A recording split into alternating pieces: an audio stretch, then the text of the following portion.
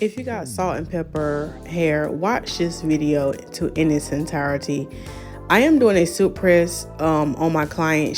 Her birthday was coming up and she had a birthday photo shoot. So I'm going to show you how I did her hair. Now, one thing you want to know about gray hair, salt and pepper hair, it can tend to be very drying. Now, I did a thorough shampoo. I did 3 shampoos on her hair.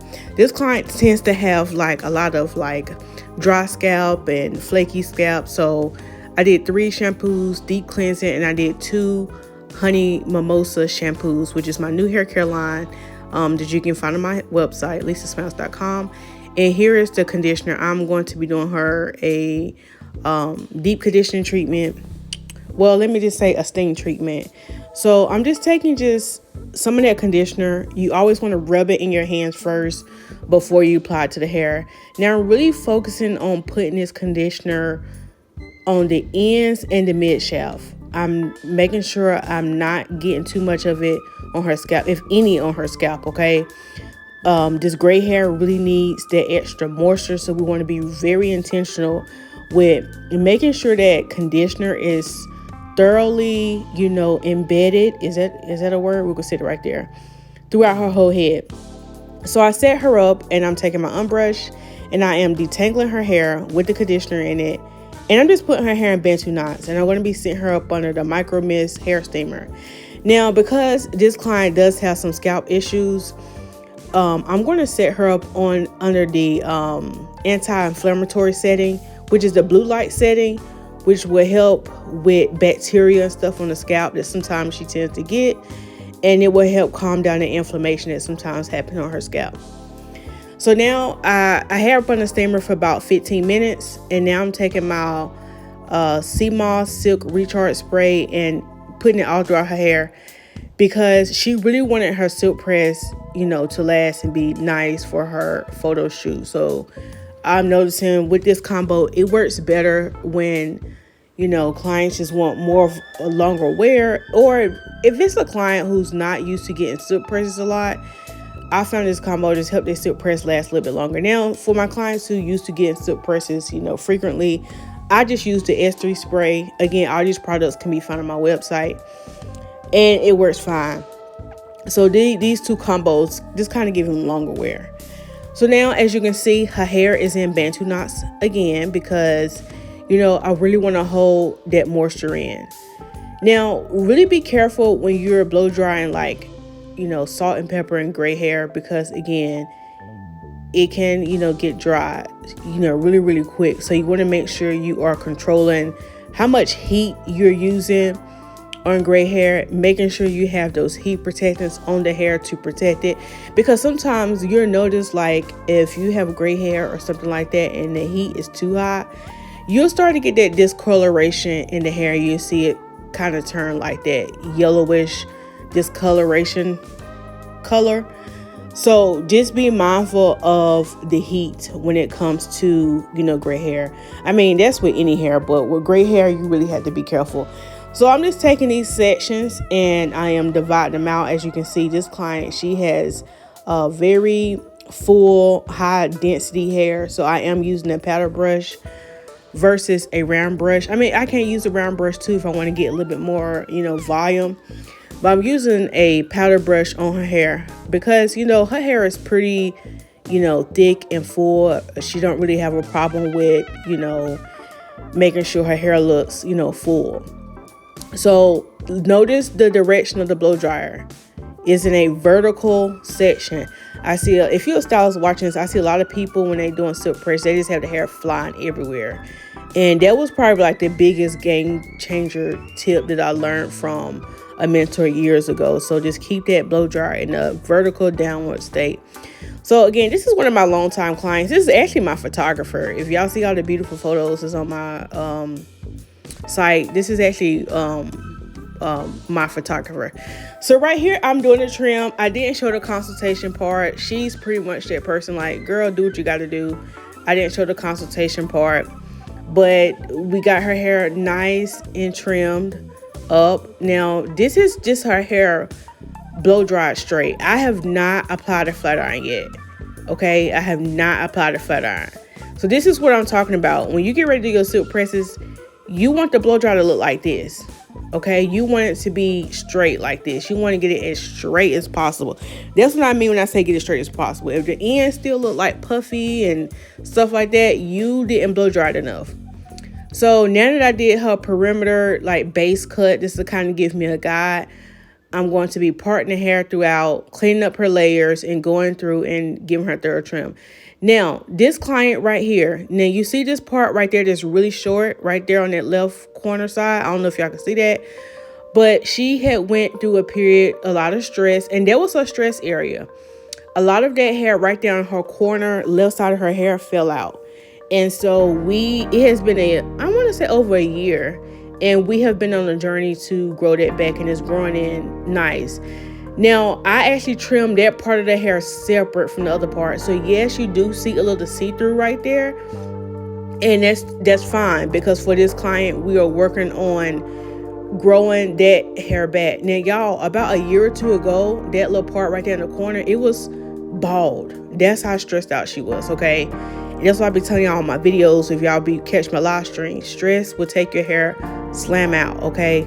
So when I have clients that have problem areas like that, I like to, exclude those parts from the other part. I'm not going to cut all those inches up just to make it even, because it was just that corner. So what I do, I didn't show it on camera, but I took that section out. Y'all see it peeking out right there? And I just trimmed that separately because it's on its own growth journey. And so, yeah, we have been working diligently on growing that hair back. And, I'm proud of her progress, and she is too, because that part of her hair came a mighty long way. So I thank God for that. So now I'm just going in and making sure we get her hair nice and a clean cut, getting those bad ends off, because when she get the silk press, we want it to be, nice and flowy, no frizzy ends. Now, my client, like I said, she did have a photo shoot coming up for her birthday. And so what I did, y'all will see, is when I flat iron her hair, I'm going to be doing pin curls, and she's walking out the door with the pin curls, because I wanted her curls to stay as long as possible, because she was supposed to come back and I was just going to curl it for her. But based on how the weather was here in North Carolina, she said, look, we're going to actually have a photo shoot earlier than we expected. So can I just leave with the pin curls? And I said, yes, totally fine. So that's exactly what we did. So with this client, because I am going to curl it too, I just said I'm going to go ahead and, trim her hair before the flat iron hits it, because it just makes my job easier, because that way I don't have to be flat ironing unnecessary hair that's about to be trimmed off, because she was due for a trim. Now, sometimes y'all will see me flat iron the hair first and then trim it. It just kind of depends on the final look that the client is going to have. So look at the back. It looks so much better. It looks so much cleaner. It looks just fuller. It just looks beautiful and just healthy. It's just gorgeous to me. Okay. So I'm going to speed this part up, and I'm going to finish cleaning up, doing her trim. And now I am flat ironing her hair. So again, I'm doing diagonal parts. Okay, I'm doing diagonal parts, and I'm going to be flat ironing her hair, and I'm going to curl it. And immediately after I curl the hair, I'm going to be doing pin curls. So as y'all see, taking it with a fine tooth comb and doing the chase method, and I'm just doing one pass. That's all her hair needs. That's all her hair needs. So I did one pass, and then y'all going to see me in this next clip. I'm going to, after I do like a couple of thin sections, I'm going to take larger sections, and I'm going to curl the hair. So there goes some of her pin curls already in her hair. And I want to show y'all the end picture, because even though she left out like this, I'm going to insert a picture at the end of this video. So keep watching. Y'all can see at the end of this video how her hair turned out when she had her photo shoot 2 days later, and the curls stayed. Okay, so yeah, we're going to double tap them roots, because y'all already know how them roots be. Them roots be on their own thing. Well, the roots, sometimes a lot of it's the first to start to revert, because you're sweating, and the sweat coming from your scalp or whatever. So yeah, I'm going to show y'all too also how you can achieve, these pin curls. This made it easy for this client because I could just let her just walk out with the curls, but they just wouldn't have held up the way, you want it to be fresh and nice for the photo shoot, okay? So I'll show y'all how I did that. So I think I did like maybe 3 sections, and then I took chunkier sections to do the curls, okay? This is exactly what I'm gonna do, chunkier sections. And I want to say in each section, so I have about 1, 2, 3. Y'all see the front of her hair, she got about 3 pin curls, maybe 4 up there. And in the back, I'm going to do 3 sections of pin curls. And I'm going to show y'all how I'm going to do it. Now, when you curl your hair, you'll see when you curl your hair, sometimes the reason why y'all curls don't be lasting as long, like if you curling with a flat iron or something like that, you got to let that hair cool down. So you got to like hold it. And sometimes it is hot, so you can get one of them, heat resistant gloves or something. You kind of got to hold it and let the hair cool in the curl. So that's why after I curled it, y'all are going to see. Now, Lisa, go ahead and hurry up and flat iron it so I can tell the people. Now, y'all, I'm doing a voiceover, and I'm doing this in one take. I'm not stopping and re-recording. And I'm like, come on, girl, go ahead and get to the curling part because I'm ready to curl. But y'all will see when I get ready to do the the curl with the flat iron, I'm going to immediately go ahead and wrap the pin curl up and pin it and let it cool in its shape. You want it to set. So y'all see I'm taking chunkier pieces to curl the hair. So I'm taking it and I'm curling it. Look at the flick of the wrist. Look at the flick of the wrist. Hey, look at the flick of the wrist. Okay, you got to have that flick of the wrist. All right.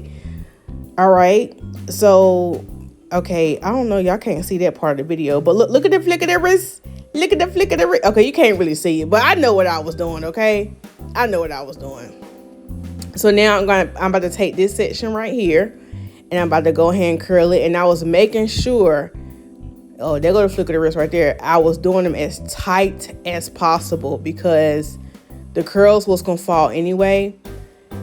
And so, yeah, I'm just pulling it through and making it tight. Okay, go ahead and flip that. So the way how I was curling it away from the face. And you see, right after I curled it with the flat iron, I'm taking it and I'm just doing the circle. Wrapping it around, doing a circle, and I'm just going to put a bobby pin right there. That's how you can get them curls to last you a little bit longer. If you're doing a silk press at home or something like that, go ahead and immediately roll it up, pin curl it up, because let it cool like that, and your curls gonna last a little bit longer. So when I pinned that pin curl right there, y'all see I did 2 bobby pins, and they kind of did them in the S so it can kind of hold it.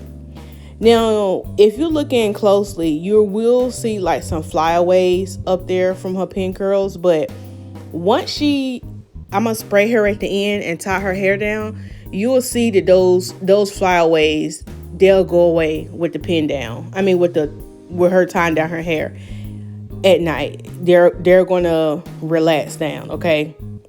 Sometimes those little short pieces be from this new hair just growing in, or, sometimes it's breakage, but she didn't really have a lot of breakage in her hair. So some of those little flyaways is just from new hair that has grown in. So I'm taking my time and flat ironing her hair some more. And so in the back, she's going to have 6 pin curls. So 3 on each side. And just remember this, y'all. When it comes to, because some people might ask, well, how many pin curls I want to do? I did her a lot of pin curls in her hair because, I really wanted her to have some nice curls for her photo shoot.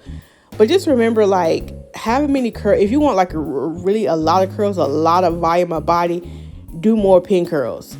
If you just want a little body, a little bump or whatever, and you don't want a whole lot, you can just do maybe 2 or 1 per section. So I always kind of divide the hair into 4 quadrants or whatever. So if you do that, you can do 1 pin curl each section, or you can do 2 each section. So it just kind of depend on how much body and curl you want. I know me, when I have my silk press, I start off, doing a lot of pin curls like this. And child, once you done had that silk press for about a week, them pin curls start getting real big.